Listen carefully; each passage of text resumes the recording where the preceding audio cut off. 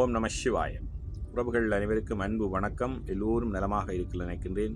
எல்லோரும் நலமாக இருக்க வேண்டும் என்று எல்லாம் இறைவனை பிரார்த்தித்தவனாக வளமை போன்ற ஒரு குரலை காணொலி வடிவிலே பதிவிட்டு வருகின்றேன். அந்த வகையில் இன்று நாங்கள் காண்க இருக்கின்ற குரல் 1330 குரலிலே 379வது குரலாக அமையிருக்கின்றது. நல்லொரு குரலாகவும் நல்லொரு உரைகளாகவும் அமைய பெற்றிருக்கின்றது. நன்மையும் தீமையும் மாறி மாறி வரும் என்று சொல்வார்கள். அதைத்தான் இந்த குரல் அழகாக சொல்ல இருக்கின்றது. குரலை காண்போமாக இருந்தால், நன்றாங்கால் நல்வாக் காண்பார் அன்றாங்கால் அல்லல் படுவது எவன். நன்றாங்கால் நல்வாக் காண்பவர் அன்றாங்கால் அல்லல் படுவது எவன் என்பதாக அமைந்திருக்கின்றது. இதற்கான முதலாவது உரையை நாங்கள் பார்ப்போமாக இருந்தால், நல்வினை விளையும் போது நல்லவை என கருதி மகிழ்கின்றனர், தீவினை விளையும் போது துன்பப்பட்டு கலங்குவது ஏனோ. நல்லது நடக்கும் போது மட்டும் அதை நாங்கள் உச்சியிலே வைத்து கொண்டாடுகின்றோம், சந்தோஷப்படுகின்றோம். ஆனால் என்னுடைய வாழ்க்கையிலே துன்பங்கள் வருகின்ற பொழுது நாங்கள் அதை ஏற்றுக்கொள்ளாமல் கலங்கி நிற்பது, நாங்கள் துவண்டு விடுவது ஏனோ என்பதாகத்தான் முதலாவது உரை அமைந்திருக்கின்றது. அதே போன்றுதான் கலைஞர் அவர்களும் நன்றாங்கார் நல்வாக் காண்பவர் அன்றாங்கால் அல்லற்படுவது எவன் என்ற குரலுக்காக ஒரு உரையை தந்திருக்கின்றால் அதை பார்ப்போமாக இருந்தால், நன்மையும் தீமையும் வாழ்க்கையில் மாறி மாறி வரும்.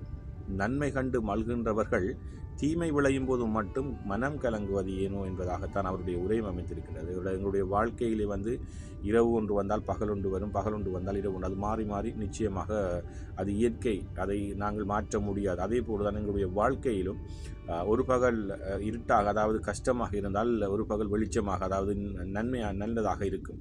ஆனால் நல்லது நடக்கும் பொழுது நாங்கள் சந்தோஷமாக இருக்கின்றோம். அதே நேரம் கெட்டது நடக்கும்போது நாங்கள் கலங்கி நிற்பது, நாங்கள் துவண்டு விடுவது ஏனோ என்பதாகத்தான் கலைஞருடைய உரையும் அமைந்திருக்கின்றது. அதே போன்றுதான் சாலமன் பாப்பையா அவர்களும் நன்றாங்கால் நல்வாக் காண்பவர் அன்றாங்கால் அல்லல் படுவது எவன் என்ற குரலுக்காக அவரும் ஒரு உரையை தந்திருக்கின்றார்கள். அதை பார்ப்போமாக இருந்தால், நல்லது நடக்கும்போது மட்டும் நல்லது என அனுபவிப்பார்கள், தீயது நடக்கும்போது மட்டும் துன்பப்படுவது ஏன். 3 உரைகளும் அதைத்தான் சொல்லியிருக்கின்றது. எங்களுடைய வாழ்க்கையிலே நாங்கள் நல்லது நடக்கும் பொழுது நாங்கள் மிகவும் மகிழ்ச்சியானவர்களாக சந்தோஷமானவர்களாக இருப்போம்.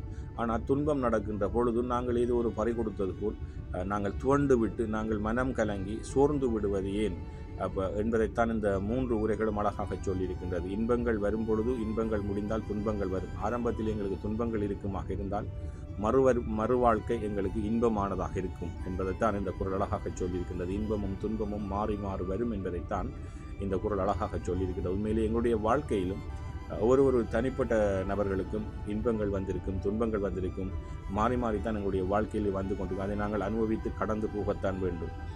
அதைத்தான் இந்த குரல் அழகாக சொல்லியிருக்கிறது. நன்றாங்கால் நல்லவா காண்பவர் அன்றாங்கால் அல்லற்படுவது எவன்.